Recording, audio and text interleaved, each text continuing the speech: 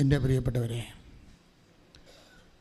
ഉടമ്പടി ആരാധനയിലായിരിക്കുമ്പോൾ തീർത്ഥാടനത്തിലിരിക്കുന്നവർ ഓൺലൈനിൽ എപ്പോഴെല്ലാം ഈ ധ്യാനം കൂടുന്നുവോ അവരെല്ലാവരും ലക്ഷക്കണക്കിന് ദൈവത്തിൻ്റെ മക്കൾ.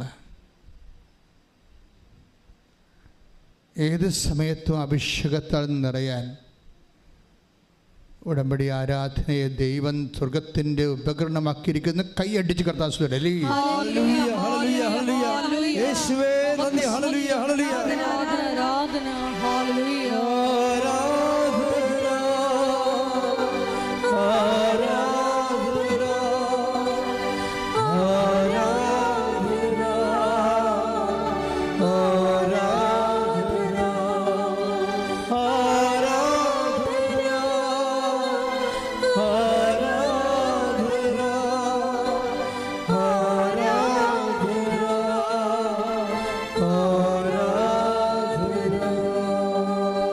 ഉടമ്പടിയിൽ നമ്മൾക്ക് അതായത് ആശയപരമായി ദൈവദൃശ്യത്തിന് ഉടമ്പടിയിലാകുന്ന ഒത്തിരിയേറെ ദൈവിക പരികർമ്മങ്ങളുണ്ട്.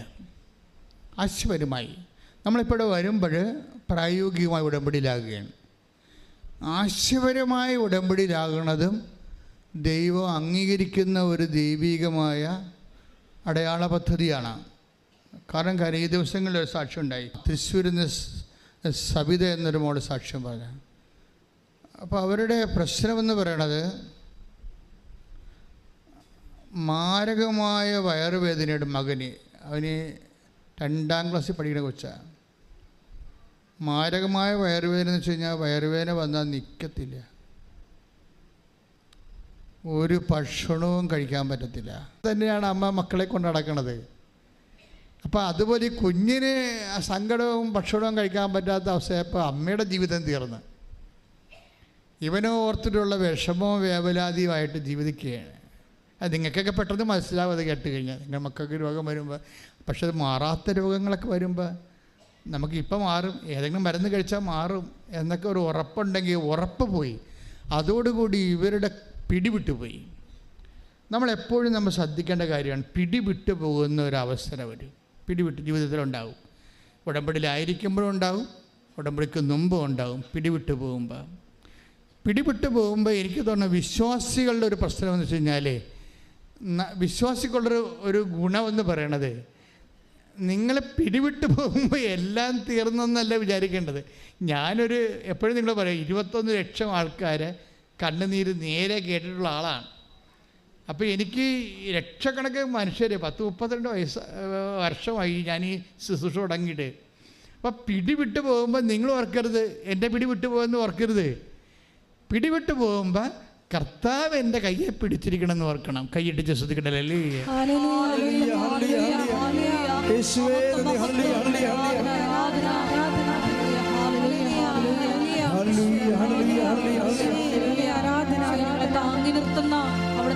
അതാണ് ഈ പറയണത്. He have uphold me in the victorious with the victorious right hand. Take the word of God, Isaiah 41:10. അതാണ് അവൻ്റെ വലത് കരത്താൽ അവൻ എന്നെ താങ്ങി നിർത്തിയിരിക്കുന്നുവെന്ന്. അപ്പം നമ്മുടെ പിടി ഇപ്പം മരുന്നിനിയില്ല, ഈ രോഗത്തിന് മരുന്നില്ല എന്ന് വിചാരിക്കുമ്പോൾ നമ്മുടെ ജീവിതം തീർന്നെന്നല്ല വിചാരിക്കേണ്ടത്. ഞാൻ എൻ്റെ ജീവിതം എൻ്റെ സൃഷ്ടാവിൽ ആരംഭിക്കാൻ പോകുന്ന കൈയടിച്ച് ശ്രദ്ധിക്കണല്ലേ.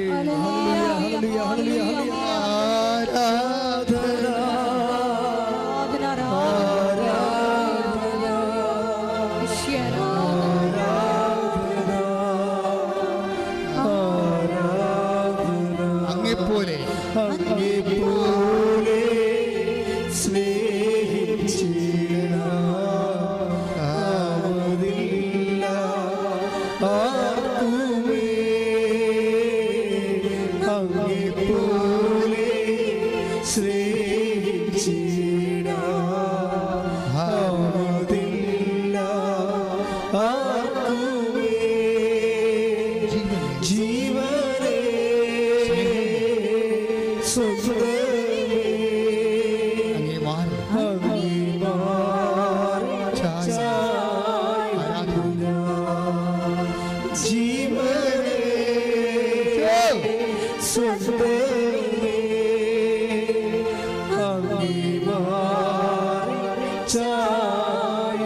കൈവീശിക്കൊണ്ട് ആരാധന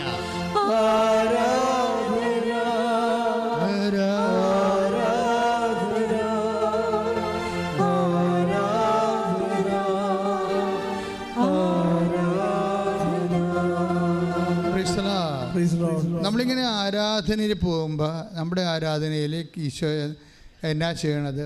വചനം പഠിപ്പിക്കും, വചനം വ്യാഖ്യാനിച്ച് തരും, വചനം പ്രാർത്ഥിപ്പിച്ച് തരും, വചനം പാട്ടാക്കി മാറ്റി തരും. ഇതൊക്കെ എന്തിനാ? ഇത് കഴിഞ്ഞ് നിങ്ങൾ വീട്ടിൽ ചെല്ലുമ്പോഴും ഇതുപോലെ ആരാധന ഇരുന്ന് കൂടുന്ന ലക്ഷക്കണക്കിന് മനുഷ്യരുണ്ട്. ആരാധന ഇരുന്ന് കൂടുന്ന കൂട്ടമായിട്ട് ആരാധന, അയൽവാസികളെല്ലാം ഉടമ്പടി എടുത്തിട്ടുള്ളവരെല്ലാം ഒരുമിച്ചൊരു ദിവസം ഫിക്സ് ചെയ്തിട്ട് വന്ന് മൊബൈൽ ടി വിയെ കണക്ട് ചെയ്ത് ആരാധന ഈ നമ്മുടെ സാരി തലപ്പൊക്കെ പള്ളിയിലിരിക്കുന്ന പോലെ ശിരസ് മൂടിക്കൊണ്ട് ടി വിയിൽ ആരാധന, ഉടമ്പടി ആരാധന കൂടുന്നവരുണ്ട്. ഉടമ്പടി ആരാധന എന്ത് സംഭവിക്കാമെന്നൊക്കെ പറഞ്ഞു, എന്ത് സംഭവിക്കാമെന്ന് ഞാൻ പറയത്തുള്ളൂ. ഇപ്പം ഷാലോൺ ടി വി പോലും ആരാധന കൂടുമ്പോൾ കർത്താവിൻ്റെ കൈകൾ നീണ്ടു വന്നിട്ട് മാരകരോഗങ്ങൾ സുഖപ്പെട്ട സാക്ഷ്യങ്ങൾ ഇവിടെ ആൾക്കാർ പറഞ്ഞിട്ടുണ്ട്. ഇപ്പം ഈ നമ്മുടെ സവിതയുടെ അവസ്ഥ എന്താ? സവിതയുടെ മകൻ അവർ ഇങ്ങനെ ഉടമ്പടി ആരാധന ഇപ്പം അവർക്ക് അവിടെ നിലവിട്ട് പോയില്ല, പിടിവിട്ട് പോയില്ല. അവർ പിടിവിട്ട് പോയെങ്കിലും ഇനി മരുന്നില്ല എന്ന് മനസ്സിലാക്കിയിട്ടും കുഞ്ഞിൻ്റെ ഈ മരണം വരെ ഇങ്ങനെ ആയിരിക്കുമോ? ഞാൻ മരിച്ചാലും കുഞ്ഞിനെ വേദനയുമായിട്ട് കുഞ്ഞ് തുടരേണ്ടി വരുമോ? ഇങ്ങനെ വല്ലാത്ത ചിന്തകളെല്ലാം ബാധിച്ച് ഒരുതരം ഭ്രാന്തി പിടിച്ച അവസ്ഥയിൽ സങ്കരം, അത് ഭ്രാന്ത് കണ്ണീരായിട്ട് ഇങ്ങനെ ഒഴുകി. അത് അപ്പോഴും ഇവൾ ഉടമ്പടി ആരാധന കൂടുന്നുണ്ട്. ഉടമ്പടി എടുത്തിട്ടില്ലേ ആള്? അതാണ് രസം.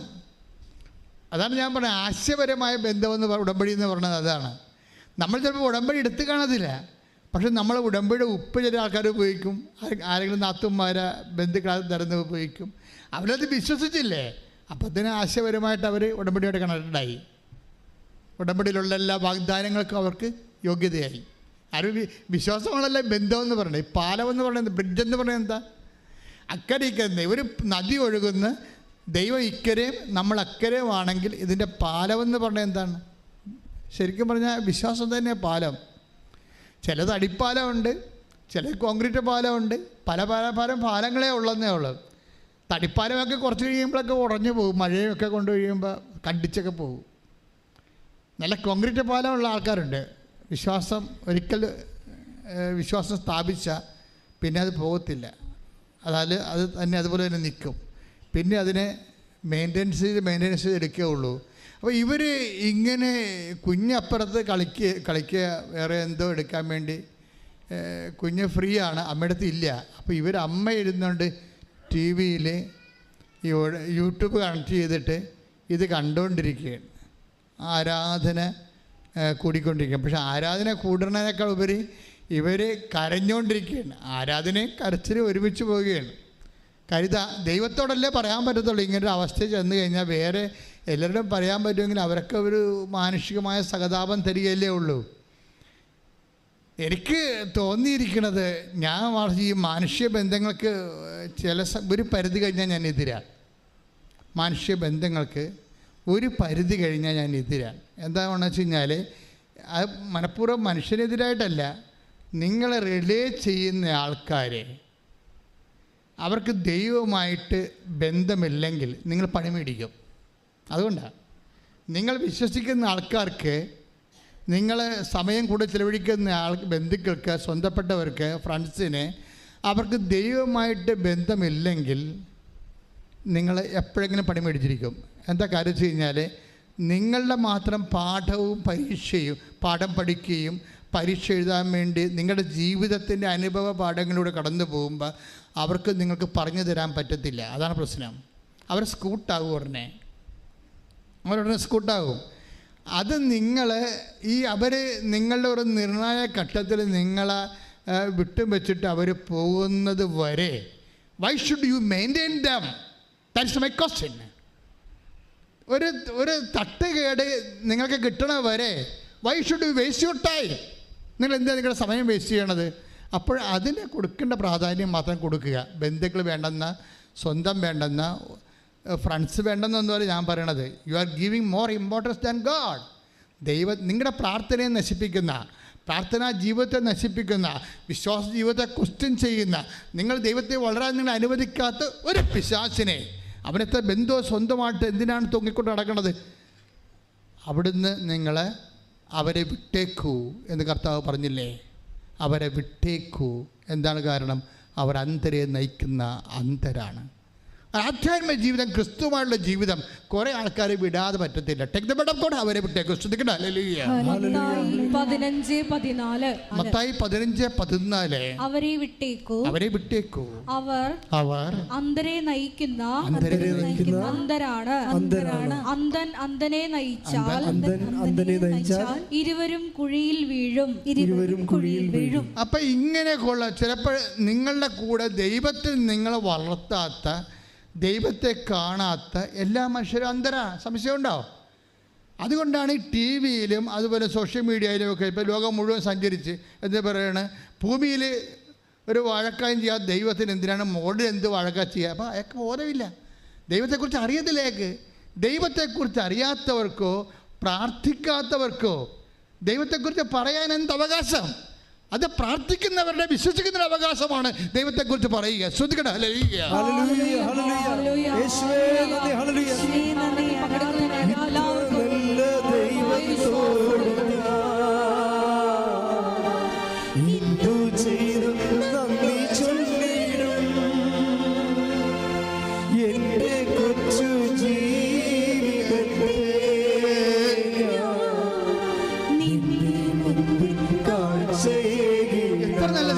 സന്തോഷത്തിന് പാടുക. ഇത്ര നല്ല ദൈവത്തോട് എന്തു ചെയ്തും നന്ദി ചൊല്ലിടും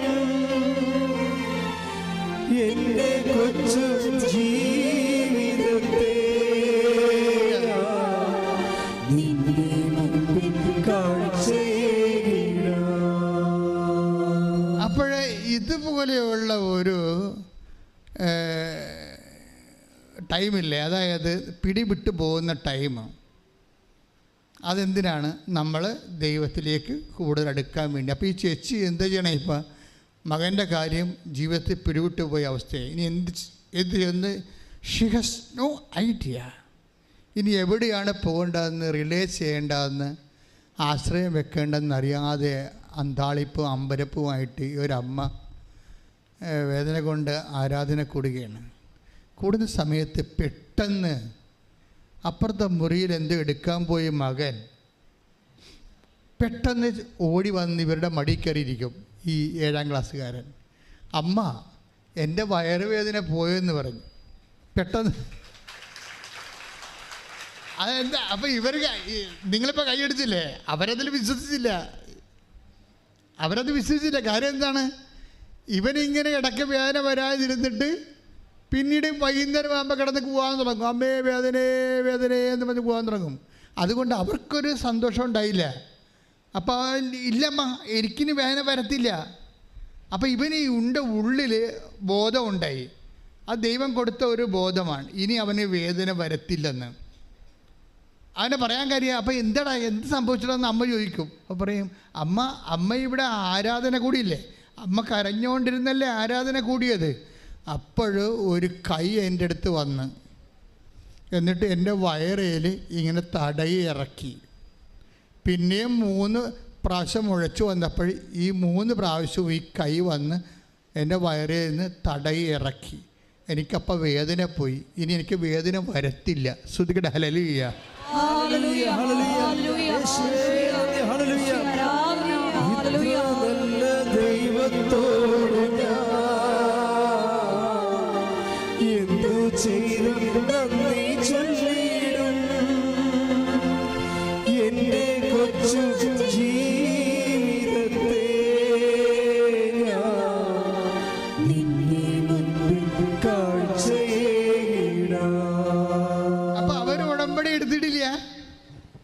അവരുടമ്പെടുത്തില്ല.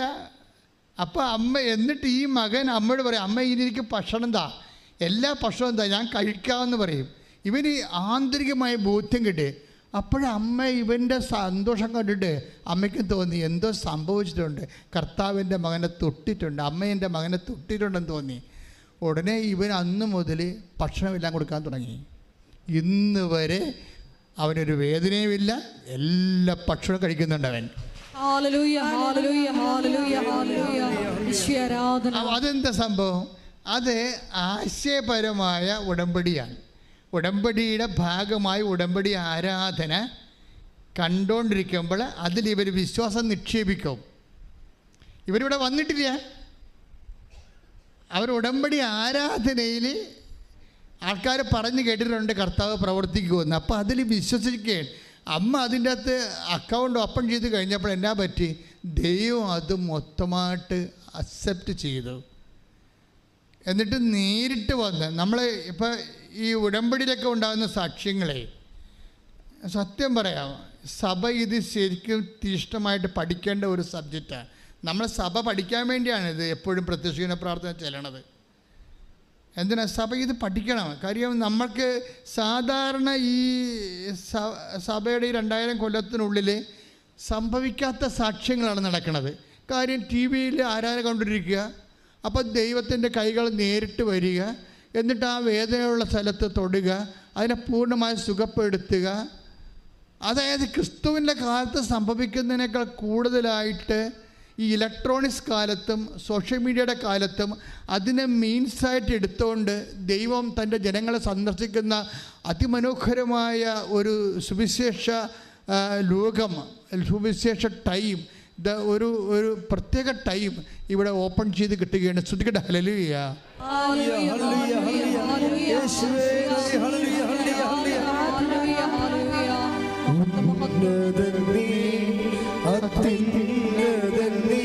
നിന്നെ പോലൊരു ദൈവമില്ല, ഉന്നതൻ നീ, അത്യുന്നതൻ നീ, നിന്നെ പോലൊരു ദൈവമില്ല. അത്ഭുതമാ അതിശയമാ നീ മാത്രമേ ദൈവമെന്നും. അത്ഭുതമാ അതിശയമാ നീ മാത്രമേ ദൈവമെന്നും.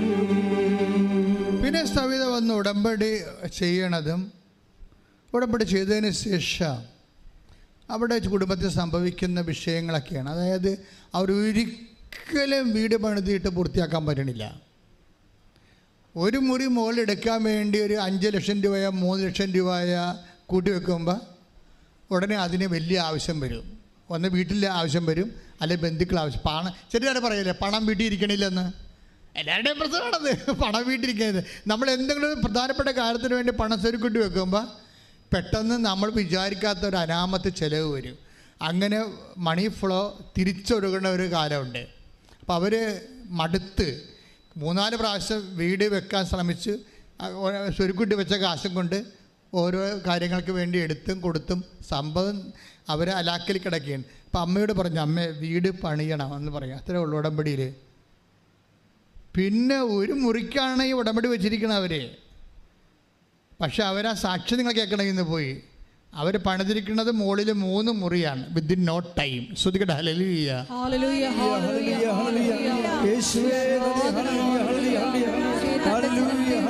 സന്ദർശിച്ച് സംരക്ഷിക്കുന്ന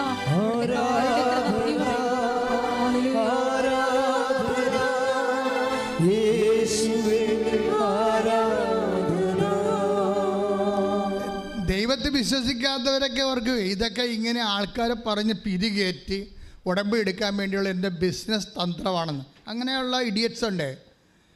അതെന്നുവെച്ചാൽ ഇതൊക്കെ അച്ഛനിങ്ങനെ, ഞാൻ പറഞ്ഞത് എന്താണ്, ജനങ്ങളുടെ അനുഭവങ്ങളല്ലേ പറയണത്. അപ്പം അവരുടനെ നമ്മുടെ എതിർക്കുന്നവർ പറയും ഇതൊക്കെ ഒറ്റപ്പെട്ട സംഭവമായിരിക്കുമെന്ന്. ഒറ്റപ്പെടലല്ല, 10 സാക്ഷ്യം വെച്ചാൽ ഒരു ദിവസം അപ്പ് ചെയ്യണത്. 10 സാക്ഷ്യം ഒരു ദിവസം അപ്പ് ചെയ്യും.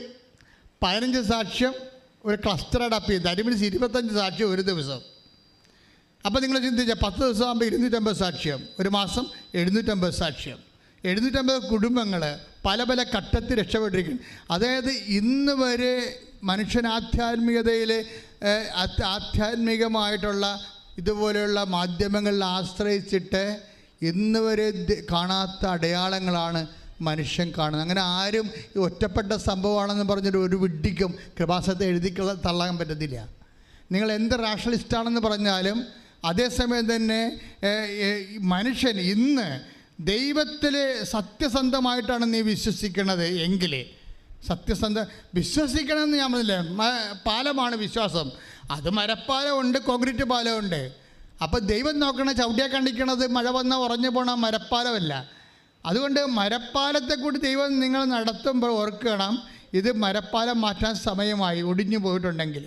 കഴിഞ്ഞ ദിവസങ്ങളിൽ വേറെ ഒരു സാക്ഷ്യം വന്ന്, ആ സാക്ഷ്യം പ്രിൻസിൻ്റെ സാക്ഷ്യമാണ്. ഇപ്പം തന്നെ 10,000-60,000 പേര് ആ സാക്ഷ്യം കണ്ടു കഴിഞ്ഞു. പ്രിൻസിൻ്റെ വിഷയം എന്താണെന്നറിയാമോ?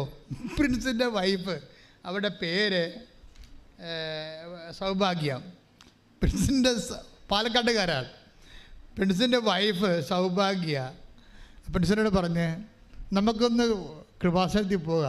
എന്താണ് നടക്കാത്ത എല്ലാ കാര്യവും അവിടെ ചെന്നാൽ മാതാവ് നടത്തുമെന്ന് പറഞ്ഞപ്പോൾ ചിരിച്ച് കളഞ്ഞു. എന്ത് വിഡ്ഢിയാണ്, പെണ്ണുങ്ങളല്ലെങ്കിലും ജന്മനാ വിഡ്ഢികളാണെന്ന് ചിന്തിക്കുന്ന ഒരാളാണ് ഈ പ്രിൻസ്. എന്ന് കഴിഞ്ഞാൽ അവരെന്താ പറയണത്, നമുക്കൊന്ന് കൃപാസനത്തിൽ പോകാം, നടക്കാത്ത എല്ലാ കാര്യങ്ങളും അവിടെ മാതാവ് നടത്തുന്നുണ്ട്. പക്ഷേ വൈഫ് ഇവർ തമ്മിൽ നല്ല ടേംസാണ്. അത് കാരണം പറയും, എനിക്ക് വിശ്വാസമൊന്നുമില്ല, നിൻ്റെ കൂടെ ഞാൻ വരാമെന്ന് പറഞ്ഞു. എനിക്ക് വിശ്വാസമില്ല, അവളുടെ ഒരു താല്പര്യമില്ലേ, അതുകൊണ്ട് ഞാൻ നിൻ്റെ കൂടെ വരാമെന്ന് പറഞ്ഞു.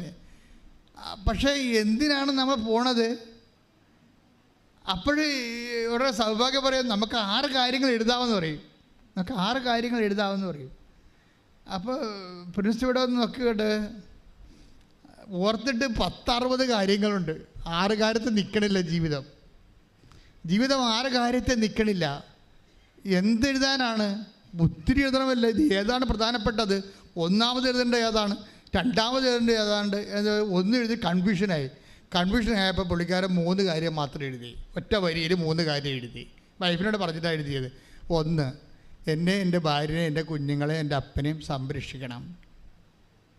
2, അതിൻ്റെ കൂടെ തന്നെ ഞങ്ങൾക്ക് മാരക രോഗം വരരുത്.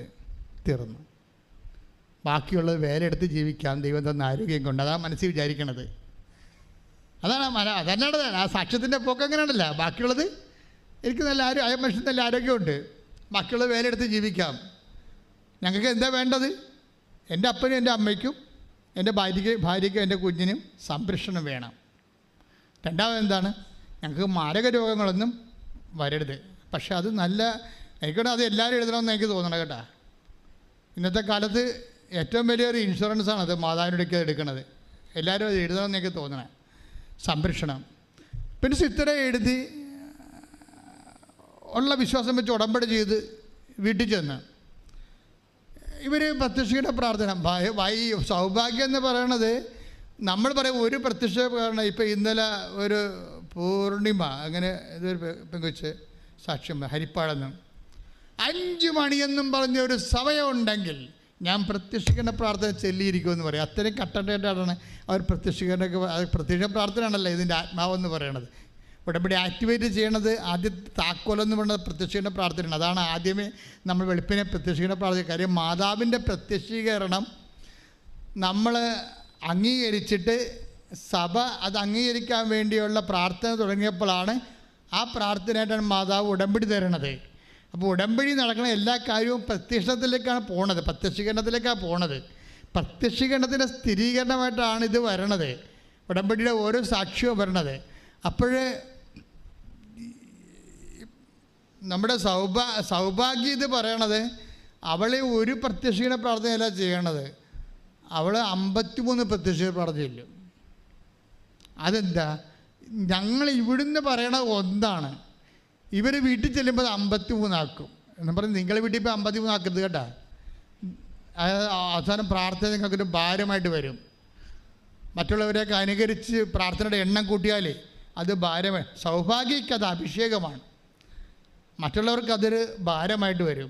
കാരണം ദൈവത്തിൽ നിന്നൊരു അഭിഷേകം കിട്ടിയാൽ യു ക്യാൻ ഡു ഇറ്റ്. അപ്പോൾ നമുക്ക് ഭാരപ്പെടത്തില്ല. ഭാരപ്പെടത്തില്ല. ദൈവം അത് അക്സെപ്റ്റ് ചെയ്തിട്ട് നീ എഴുതിക്കോ, നീ 53 ചൊല്ലിക്കോ എന്ന് പറഞ്ഞ് ദൈവം അവനൊരു അഭിഷേകം കൊടുത്താൽ അത് ലൈറ്റ് വെയിറ്റായിട്ട് പോകും. ലഘൂകരിച്ച് പോയാൽ നമുക്കൊരു ഭാരപ്പെടാതെ നമുക്കത് ചെല്ലാൻ പറ്റും. ഭാരപ്പെട്ടിട്ട് ഒരു ആധ്യാത്മിക കാര്യവും ചെയ്യരുത്. കാര്യം നിങ്ങൾ ചെയ്യേണ്ടത് ഭാരമില്ലാതെ ചെയ്യാൻ വേണ്ടി പ്രാർത്ഥിക്കണം. നിങ്ങൾ ചെയ്യണ ഉടമ്പടിയുടെ ഓരോ കാര്യത്തിനും ഭാരം വെച്ചിട്ടാണ് തന്നിരിക്കുന്നത്. ഭാരമുണ്ട്. ഇപ്പം പത്രം കൊടുക്കാൻ ഭാരമില്ലേ? വെയിലത്ത് നടക്കണം. ചിലപ്പോൾ ആൾക്കാർ തോന്നിവാസം പറയും, ചില ആൾക്കാർ ആക്ഷേപിക്കും. ഭാരമുണ്ട്. ഇത് ഭാരം വെച്ചാൽ തന്നിരിക്കണതെല്ലാം എന്ന് വെച്ച് കഴിഞ്ഞാൽ വിശ്വാസം ഉള്ളവൻ മാത്രമേ അത് ചെയ്യാവൂ. വായി നോക്കികളൊന്നും ഉടമ്പടി എടുക്കരുതെന്ന് തന്നെ ഉദ്ദേശമാണ്. കാര്യം ഉടമ്പടി എന്ന് പറയുന്നത് ഇറ്റ്സ് എ ബൈലാറ്ററൽ എഗ്രിമെൻറ്റ്. ദൈവവും നമ്മൾ തമ്മിലുള്ള വ്യക്തിപരമായ ബന്ധമാണ്. അപ്പോൾ ദൈവത്തോട് വ്യക്തിപരമായ ബന്ധം ഉണ്ടാകണമെങ്കിൽ കപ്പാസിറ്റി ഉള്ള ആളായിരിക്കണം ആ ഉടമ്പടിയിൽ നിൽക്കേണ്ടത്. അതുകൊണ്ട് ഭാരപ്പെട്ട കാര്യങ്ങളാണ് ഇതിലുള്ളതെല്ലാം, ഭാരമില്ലാത്ത കാര്യങ്ങളില്ല. ദൈവസ്നേഹം കൂടിയാൽ മാത്രമേ ഭാരം കുറയത്തുള്ളൂ. അതാണ് സംഭവം. ഈ ഭാരമുണ്ട്, നിങ്ങൾക്ക് ഭാരമാണ് എന്ന് പറയുമ്പോൾ അതിൻ്റെ അർത്ഥം ഭാരമായിട്ടല്ല, നിങ്ങൾ ദൈവസ്നേഹം കുറവാണെന്നാണ്. അപ്പോൾ ദൈവസ്നേഹം കുറഞ്ഞാൽ നമ്മൾ എന്ത് ചെയ്യും? നമുക്ക് ദൈവസ്നേഹം കുറഞ്ഞു പോയി നമ്മൾ ഉടമ്പടി ആക്ടിവേറ്റ് ചെയ്യാൻ നമുക്ക് ഭാരമായി എന്ന് കണ്ടാൽ വാട്ട് യു വിൽ ഡു? അത് സിമ്പിളാണ്. അതായത് ദൈവസ്നേഹം നിങ്ങൾക്ക് കുറഞ്ഞു പോയി, നിങ്ങൾക്ക് ഉടമ്പടി വിഷയങ്ങൾ ഭാരമാണെന്ന് വിചാരിച്ചു. അങ്ങനെയാണെങ്കിൽ കരകയറാൻ എന്താ മാർഗം? നിങ്ങൾക്ക് ദൈവസ്നേഹം കൂട്ടാൻ പറ്റും. ദൈവസ്നേഹം എങ്ങനെ കൂട്ടും? നമ്മൾ ദൈവസ്നേഹം കൂട്ടണമെങ്കിൽ ദൈവം പറഞ്ഞ കാര്യങ്ങളൊക്കെ നോക്കി വെക്കണം. എന്നിട്ട് ജീവിതത്തിൽ അത് മാത്രം ചെയ്തുകൊണ്ടിരിക്കണം. നിങ്ങളൊന്ന് ചിന്തിച്ച് നോക്കിക്കേ. ഇപ്പോൾ 1 യോഹന്നാൻ 2:5 എടുത്തേ. ശ്രുതിക്കട്ടെ. ഹല്ലേലൂയ ഹല്ലേലൂയ ഹല്ലേലൂയ ഹല്ലേലൂയ ഹല്ലേലൂയ ഹല്ലേലൂയ യേശുവേ നന്ദി. ഹല്ലേലൂയ. യോഹന്നാൻ 2:5. 1 യോഹന്നാൻ 2:5. എന്തെന്നാൽ അവന്റെ വചനം പാലിക്കുന്നവനിൽ സത്യമായും ദൈവസ്നേഹം പൂർണ്ണത പ്രാപിച്ചിരിക്കുന്നു. അതാണ് സംഭവം. അപ്പം ദൈവസ്നേഹത്തിന് ഹാഫുണ്ട്, ഒരു ക്വാർട്ടറുണ്ട്, ഒരു ഹാഫുണ്ട്, ഒരു മുക്കാലുണ്ട്, ഒരു ഫുള്ളുണ്ട്. അപ്പോൾ ഈ ദൈവസ്നേഹത്തിൻ്റെ ഫുള്ളിലേക്ക് എങ്ങനെയാണ് വരണത്? എന്തെന്നാൽ പറഞ്ഞേ, എന്തെന്നാൽ അവന്റെ വചനം പാലിക്കുന്നവനിൽ ദൈവസ്നേഹം പൂർണ്ണമായിരിക്കുന്നു. അപ്പം അവന്റെ വചനം പാലിക്കുന്നതിലാണ്, അല്ലാതെ വായിക്കുന്നതിലൊന്നുമല്ല, എഴുതുന്നതിലൊന്നുമല്ല. നമ്മൾ ചില ആൾക്കാരൊക്കെ വചനമൊക്കെ 90 പ്രാവശ്യം 900 പ്രാവശ്യമൊക്കെ എഴുതണമെന്ന് എഴുതിക്കോ, അതല്ല പ്രശ്നം. ദൈവസ്നേഹം പൂർണ്ണമാകുന്നത് അത് പാലിക്കുന്നതിലാണ്. 1 യോഹന്നാൻ 2:5 എന്ന് പറഞ്ഞ്, എന്തെന്നാൽ അവന്റെ വചനം പാലിക്കുന്നവനിൽ ദൈവസ്നേഹം പൂർണ്ണമായിരിക്കുന്നു. അവന്റെ വചനം പാലിക്കുക എന്ന് വെച്ചാൽ അതിൻ്റെ അർത്ഥം എന്താണ്? ഉടമ്പടി ജീവിക്കുക എന്നാണ്. അവൻ പറയണ പോലെ ചെയ്യുക. ഇറ്റ്സ് ക്ലിയർ അല്ലേ? അവന് 2:5 അവൻ പറയണത് പോലെ ചെയ്യും. അതുകൊണ്ടാണ് ഈ ഉടമ്പടിക്കുള്ള പ്രത്യേകത. ഒരു മനുഷ്യന് ദൈവസ്നേഹം പൂർണ്ണമാകാൻ ഏറ്റവും നല്ലത് അവൻ ഉടമ്പടി ജീവിക്കണതാണ്. കൈയടിച്ച് ശ്രുതിക്കട്ടെ. ഹല്ലേലൂയ ഹല്ലേലൂയ ഹല്ലേലൂയ ഹല്ലേലൂയ ഹല്ലേലൂയ യേശുവേ ഹല്ലേലൂയ ഹല്ലേലൂയ ഹല്ലേലൂയ ആരാധന. ഹല്ലേലൂയ ഹല്ലേലൂയ. ഉടമ്പടി പ്രാർത്ഥനയിൽ അമ്മ ഉടനടി പരിഹാരമേകും. ഉടമ്പടി പ്രാർത്ഥനയിൽ അമ്മ ഉടനടി പരിഹാരമേകും. അവൻ പറയുന്നത് ചെയ്തിടുകിൽ ജീവിതം ധന്യമായി തീർന്നിടും. അവൻ പറയുന്നത് ചെയ്തിടുകിൽ ജീവിതം ധന്യമായി തീർന്നിടും. പരിശുദ്ധ പരമ ദിവ്യകാരുണ്യത്തിന് അപ്പോഴ് നിങ്ങൾ ഉടമ്പടിയുടെ ഓരോ കാര്യങ്ങൾ ചെയ്യുമ്പോൾ നിങ്ങൾ ചിന്തിക്കണത് എന്താണ്? I am doing a function. ഞാനൊരു കാര്യം ചെയ്യുന്നു എന്നല്ല പറയേണ്ടത്, ഞാൻ ദൈവസ്നേഹത്തെ പൂർണ്ണതയിലെത്തിക്കുന്നു. Praise the lord. ഞാൻ ദൈവസ്നേഹത്തെ പൂർണ്ണതയിലെത്തിക്കുന്നു. അങ്ങനെ ഓരോരോ കാര്യം ചെയ്യും തോറും ദൈവസ്നേഹം പൂർണ്ണതയിലെത്തും. ദൈവം പൂർണ്ണതയിൽ എത്തിക്കഴിഞ്ഞാൽ എന്താ സംഭവിക്കണം? ഉടനെ ടക്ക് എന്ന അടയാളം പ്രത്യക്ഷപ്പെടും. ഉടമ്പടിയിൽ ഇത്രയും ആൾക്കാർ സാക്ഷ്യം അടയാളം പറയുന്നതിൻ്റെ കാരണം അതാണ്. ഇപ്പം തന്നെ നമ്മുടെ ഈ പ്രിൻസിനെ എടുക്കാം. പ്രിൻസ് ഉടമ്പടി എടുത്ത് പോയി പെട്ടെന്ന് 40 കൊല്ലമായിട്ട് ഒരു മലമണ്ടയിൽ താമസിക്കുന്ന ആളാണ്, പാലക്കാട്. 40 കൊല്ലമായി. അപ്പന് അവിടെയാണ്. പ്രിൻസിന് 10-30 വയസ്സ് പോലും ഇല്ല, അത്രേ ഉള്ളൂ. അപ്പനുണ്ട്. അപ്പം അവരവിടെ 40 കൊല്ലം താമസിക്കും, ഒരു പ്രശ്നമില്ല. ഉടമ്പടിയിൽ എടുത്തിരിക്കുന്ന കാര്യങ്ങൾ ഒന്നെന്താണെന്നറിയാവോ? ഒന്നെന്താണ്? ഞങ്ങൾക്ക് സുരക്ഷിതത്വം വേണം, മാരക രോഗങ്ങൾ ഉണ്ടാവരുത്. ഒരു കാര്യം കൂടി വെച്ചിട്ടുണ്ട്. എന്താ? ഞങ്ങൾക്കൊരു വീട് വേണം. വീടില്ല, ഉറഞ്ഞ വീടാണ്. വർഷങ്ങളായിട്ട് മലമണ്ട് ഉറഞ്ഞ വീട്ടിൽ താമസിക്കുക. അത് വെച്ചിട്ടുണ്ട് അവന്. അപ്പോൾ എന്ത് ശാസ്ത്ര ചെല്ലുമ്പോൾ തന്നെ നമ്മൾ സംഭവിക്കണത് ഇങ്ങനെ എന്തിനും ഉടമ്പടി അവർ പതുക്കെ ഉടമ്പടി പ്രകാരം ജീവിച്ചങ്ങനെ പോവുകയാണ്. ഭാര്യയും അവിടെ വിജയമെന്ന് പറയുന്നത് ഭാര്യയും ഇടിവെട്ട് ഉടമ്പടിയാണ്, ഭർത്താവ് പക്ക ഉടമ്പടിയാണ്. ഭാര്യയാണ് മോട്ടിവേറ്റർ ഭർത്താവിന്. അതുകൊണ്ട് അവർ സത്യസന്ധമായിട്ട് പ്രിൻസിൻ്റെ വർത്തമാനം കേൾക്കാൻ നമുക്ക് അറിയാൻ പറ്റും. നല്ല അജാനുബാഹുവായ മനുഷ്യരുടെ, അതായത് സംസാരം കേൾക്കുമ്പോൾ അറിയാൻ പറ്റും അയാൾ സിൻസിയറാണ് ഉടമ്പടിയോടൊന്നും. പുള്ളിക്കാരൻ ബൈക്കിന് വന്നപ്പോഴേ, രാത്രി ബൈക്കിന് വന്നപ്പോൾ അപ്പം പറഞ്ഞിടാ മകനെ ഇവിടെ ഭയങ്കര മഴയാണ്, മകനെ അത് ഭയങ്കര മഴയാണ്. അതായത് കുറേ ദിവസമായിട്ട് അവിടെ 10 ദിവസമായിട്ട് മഴ ഉണ്ട്. പക്ഷേ സന്ധ്യയായപ്പോൾ മഴ കൂടി, വല്ലാത്ത മഴയായി. അപ്പോൾ അവൻ വന്നിട്ട് നിൻ്റെ വണ്ടി പുറത്ത് നമ്മുടെ അയൽവാസികളുടെ വീട്ടിൽ വെച്ചിട്ട് 400 മീറ്റർ അകലെയാണ് അയൽവാസി ഉള്ളത്. പാലക്കാടുകാർക്ക് അറിയാമല്ലോ, അകലെയാണ് മനുഷ്യർ താമസിക്കുന്നത്. അപ്പോൾ അവിടെ വെച്ചിട്ട് നീ തോട് നീന്തി പോരാൻ പറഞ്ഞു. തോടുണ്ട്, വീടിൻ്റെ വാതിക്കൽ കൂടി ഒരു തോടുണ്ട്. അപ്പോൾ ഇവനെങ്ങനെ പറഞ്ഞാലും ശരി അയൽവാസിയുടെ വീട്ടിൽ കൊണ്ട് വെക്കണമല്ലോ എന്നൊക്കെ വിചാരിച്ചിട്ട് നേരെ വണ്ടി ഓടിച്ചുകൊണ്ട് വന്ന് ആഴം കുറഞ്ഞ മണ്ണ്, ചെളിയല്ല, അതിൽ കൂടി ഓടിച്ച് വീട്ടിൽ കൊണ്ട് വെക്കുകയാണ് ചെയ്യണ വണ്ടി. പക്ഷെ അപ്പോഴവന് തോന്നി, അപ്പം പറഞ്ഞാൽ കേട്ടേക്കാമെന്ന് തോന്നി. അപ്പം അതിനെ പറഞ്ഞ് ഞാൻ എളിമപ്പെട്ടെന്നാണ് പറഞ്ഞത്. അതാണ് വിഷയം. ആ വാക്ക് കറക്റ്റാണ്. നമ്മൾ അപ്പം പറഞ്ഞാലും ചില ആൾക്കാർ തണ്ടുരോഗം കാണിക്കുമല്ല, ചെറുപ്പക്കാർ പ്രത്യേകിച്ച്. അങ്ങനെയൊന്നുമല്ല, ഇങ്ങനെയാണെന്നൊക്കെ പറഞ്ഞുകൊണ്ട് അവരവരുടെ രീതിയിൽ ചെയ്യത്തുള്ളൂ. മുതിർന്നവർ പറഞ്ഞാൽ കേൾക്കത്തില്ലല്ലോ. പക്ഷേ ഇപ്പോഴും അവന് ഈ ഉടമ്പടിയിലായ കാരണം അവനും പരിശുദ്ധാത്മാവിൻ്റെ വെളിപാടുണ്ടായി. അപ്പം പറഞ്ഞ ദൈവം പറഞ്ഞതാണ് കേട്ടോ എന്നുള്ള ഒരു ബോധം ഉണ്ടായപ്പോൾ അവൻ വണ്ടി അവിടെ ഇട്ടിട്ടാണ് ഇങ്ങോട്ട് വന്നത്. 400 മീറ്റർ നടന്ന് വീട്ടിലോട്ട് വരുമ്പോൾ ഉണ്ട് പണിയാനിവിടെ. എന്താ സംഭവിച്ചു കഴിഞ്ഞാൽ വീട്ടിൽ കയറിയപ്പോൾ തോട് നീന്തി കയറി വീട്ടിലോട്ട് കയറിയപ്പോൾ നിന്ന് പെയ്യാണ്, ഇരുണ്ട് കുത്തി പെയ്യാണ്. കറണ്ടുമില്ല, മൊബൈലിൽ ലൈനുമില്ല, ഇരുട്ട് മാത്രം.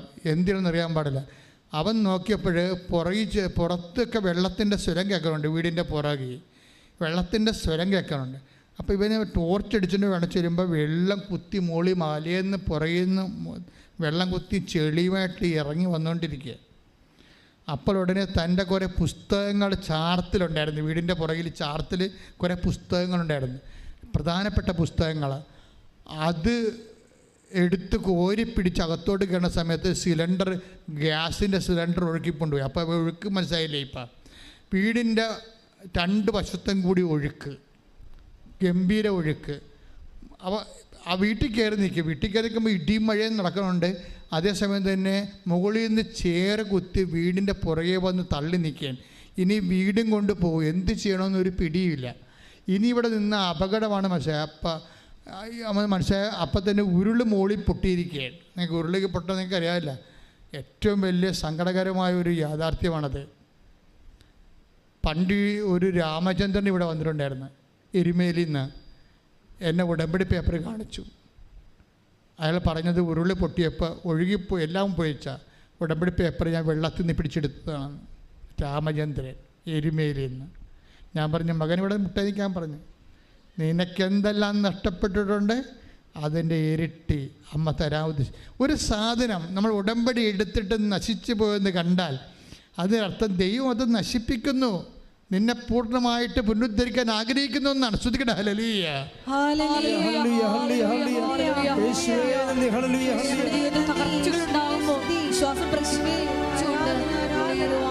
ആരാധനയിലൂടെ ഞങ്ങൾ അഭിഷേകം ചെയ്യണം.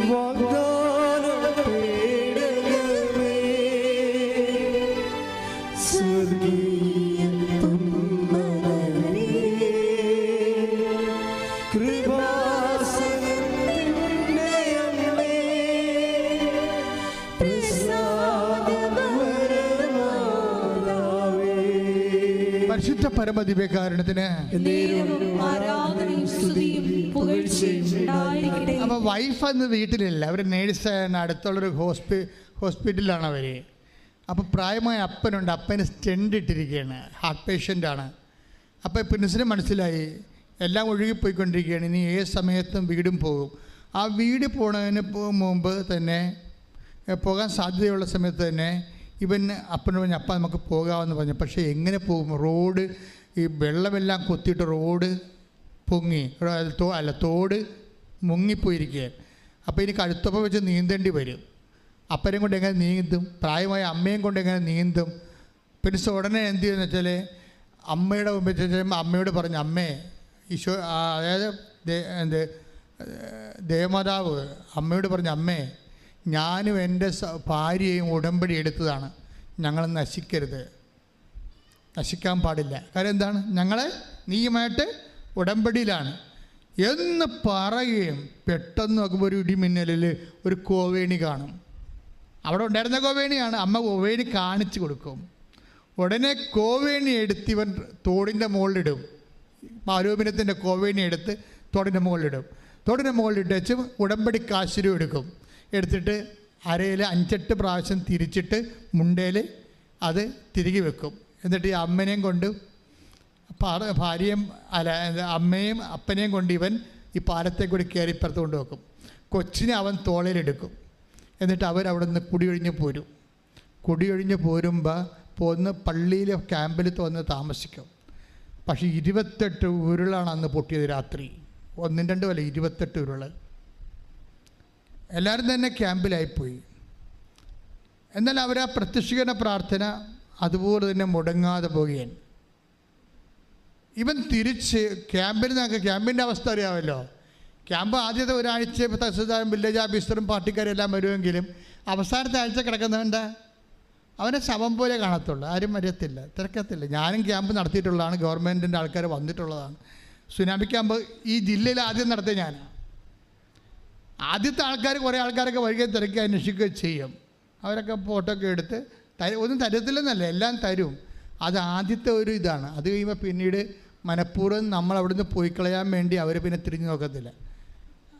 അവർ വരാത്തപ്പോൾ ഓർക്കുക, അവർ ക്യാമ്പ് പിരിച്ചു വിട്ടിരിക്കണം, ഇനി നമുക്ക് വേണമെങ്കിൽ വീട്ടിൽ പോയി മര്യാദക്ക് തേച്ച് കഴുകി ജീവിക്കാവുന്നതാണ് എൻ്റെ അർത്ഥം. അത്രേ ഉള്ളൂ. ഇപ്പോൾ പ്രിൻസ് വീട്ടിൽ ചെന്നപ്പോൾ വീട് പൊടിഞ്ഞിട്ടൊന്നുമില്ല, പക്ഷേ താമസിക്കാൻ പറ്റാത്ത ഒരവസ്ഥയാണ്.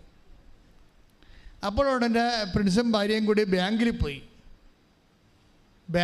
പോയിട്ട് വേറെ ഒരു വീട് നോക്കിയിട്ട് 5 പൈസ കയ്യിലില്ലേ, 5 പൈസ കയ്യിലില്ലാതെ, അതായത് അമ്മയുടെ അടുത്ത് എഴുതിയിട്ടുണ്ടല്ലോ വീട് വേണമെന്ന്, അത് ആ ഉറപ്പിലാണ്, ഉടമ്പടിയിൽ എഴുതിയിട്ടുള്ള ഉറപ്പേ ഉള്ളു. അല്ല 5 പൈസ കയ്യിലില്ല. ഈ ഉടമ്പടിയിൽ വീട് വേണമെന്ന് നിങ്ങൾക്ക് തോന്നണ്ട. ചില ആൾക്കാർ യാന്ത്രികമായിട്ടാണ് ഉടമ്പടി ചെയ്യണത്, ചില ആൾക്കാർ 1.5 ചെയ്ത്താണ് ചെയ്യണത്. അതാണ് സംഭവം. അവർക്കാണ് അങ്ങനെ. ദൈവത്തിന് അറിയാമല്ലോ, ഇത് ചുമ്മാ ആരെങ്കിലും പറഞ്ഞത് കേട്ട് വന്ന് എഴുതുകയാണ്. ഉടമ്പടിയിൽ അവർ അനുഷ്ഠിക്കുകയുമില്ല, വിശ്വസിക്കുകയുമില്ല, പ്രാർത്ഥിക്കുകയുമില്ല. ഇപ്പം ഇന്നലെ ഒരു ചങ്ങനാശ്ശേരിക്കാരൻ സാക്ഷ്യം പറഞ്ഞ് കേട്ടില്ലേ, ഞാൻ ഉടമ്പടി എടുത്തപ്പോൾ ഇതിൽ വിശ്വസിച്ചില്ല, ഉടമ്പടി കൊണ്ട് നടക്കുമ്പോഴും ഞാൻ വിശ്വസിച്ചില്ല, പക്ഷെ ഞാനിതൊക്കെ ചെയ്ത് കൂട്ടുന്നുണ്ട് വിശ്വാസമില്ലാതെ. അങ്ങനെ അതൊക്കെ സാക്ഷ്യം പറഞ്ഞിരിക്കണം, വിശ്വാസമില്ലാതെ ഇതൊക്കെ ചെയ്ത് കൂട്ടുന്നുണ്ടെന്ന്.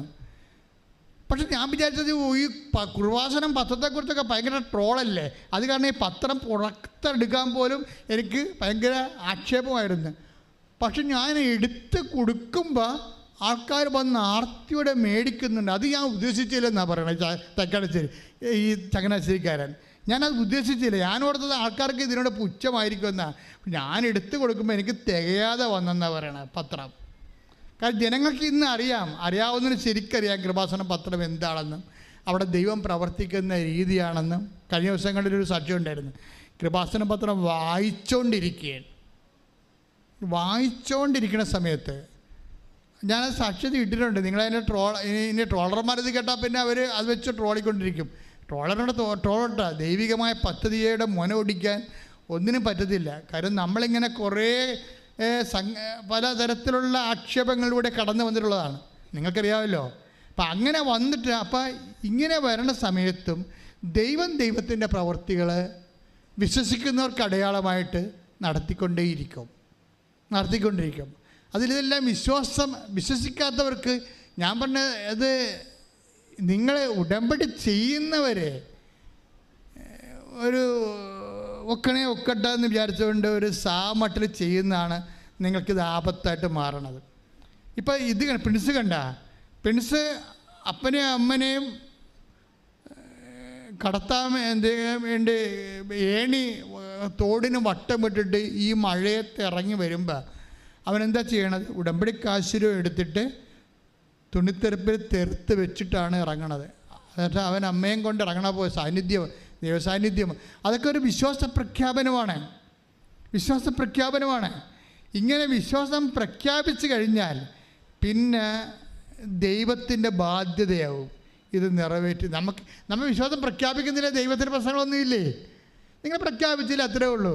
പക്ഷേ വൺസ് നിങ്ങൾ സത്യസന്ധമായിട്ട് ഉടമ്പടിയിലുള്ള ദൈവത്തോടുള്ള ബന്ധം അരക്കിട്ട് നിങ്ങൾ ഉറപ്പിച്ചു കഴിഞ്ഞാൽ ദൈവം സത്യസന്ധനായത് കാരണം ദൈവത്തിന് നിങ്ങളുടെ നിയോഗങ്ങളോടുകൂടി നിവൃത്തിയാക്കാതിരിക്കാൻ പറ്റത്തില്ല. കാര്യം ദൈവം സത്യസന്ധനാണല്ലോ, അതാണ് പ്രശ്നം. അതുകൊണ്ടാണ് ഞാൻ നിങ്ങളോട് പറയണത്, നിങ്ങൾ എടുത്ത ഉടമ്പടി വൃത്തിയായിട്ട് ചെയ്യണം. ദൈവത്തിൻ്റെ വചനത്തിൻ്റെ വെളിച്ചത്തിൽ ജീവിത വിശുദ്ധി കൂടി പാലിച്ചുകൊണ്ട് പോകണം.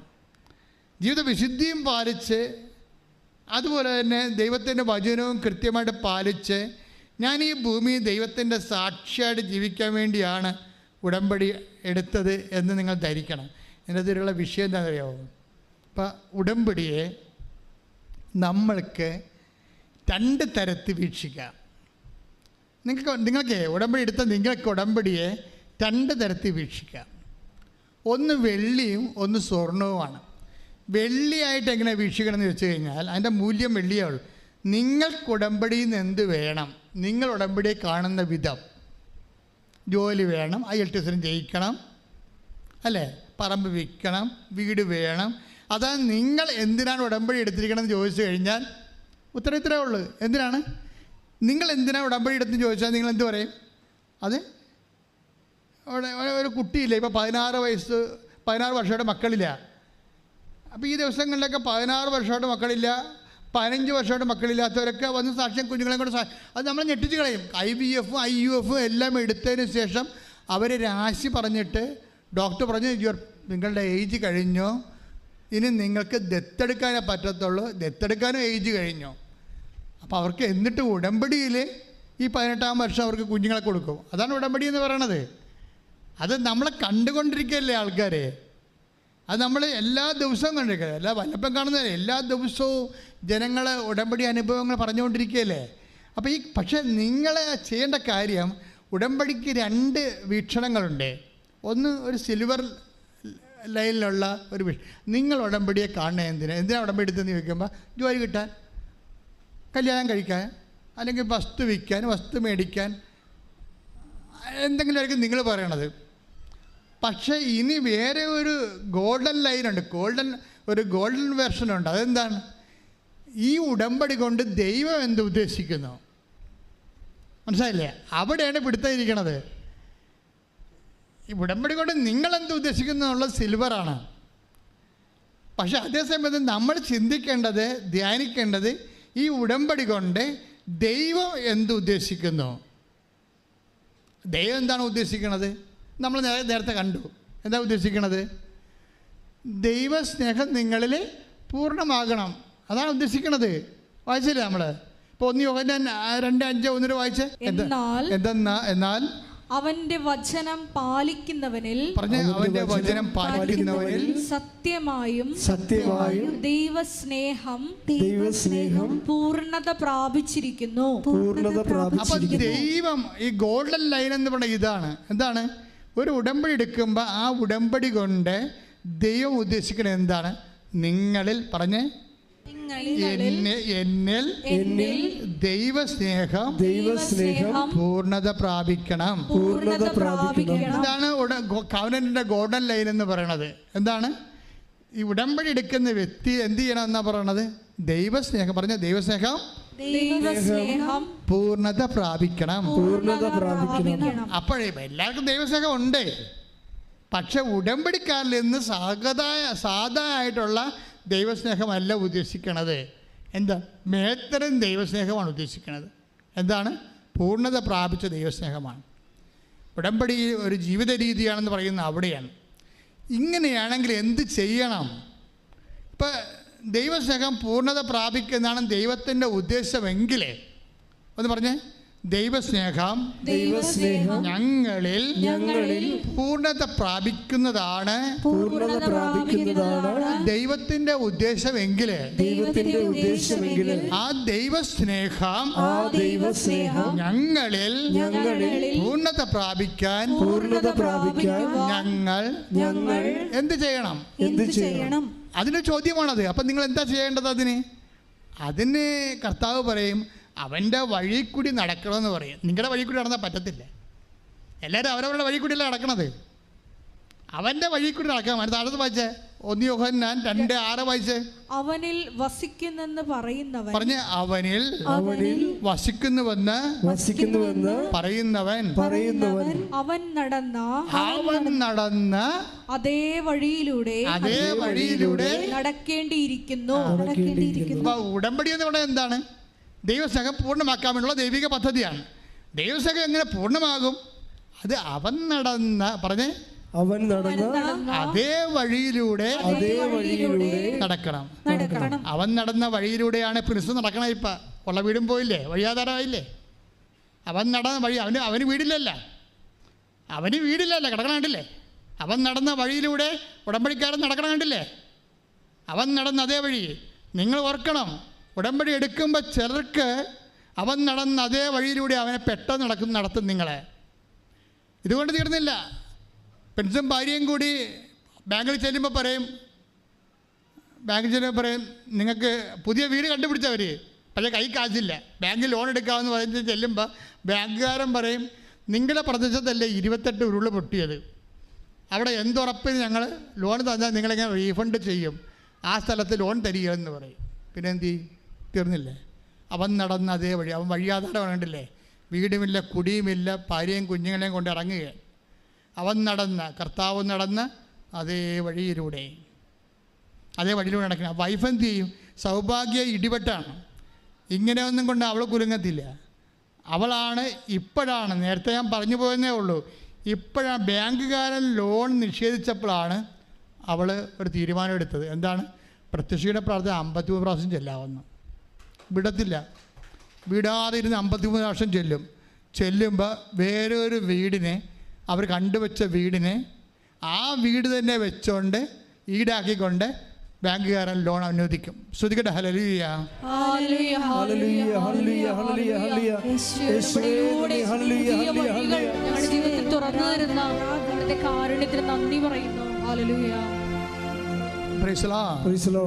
അവൻ നടന്ന അതേ വഴി ഇടയ്ക്ക് നമ്മൾ നടക്കുമ്പോൾ നിങ്ങൾ പതറരുത്.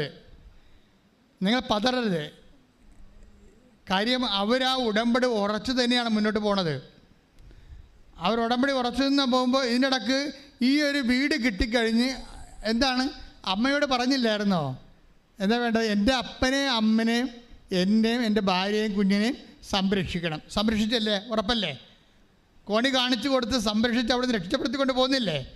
അതുറപ്പല്ലേ? രണ്ടാമതായത് ചെയ്ത് ഞങ്ങൾക്കൊരു വീട് വേണം. വീട് വേണമെങ്കിൽ ഇവിടുന്ന് ഇറങ്ങണ്ടേ?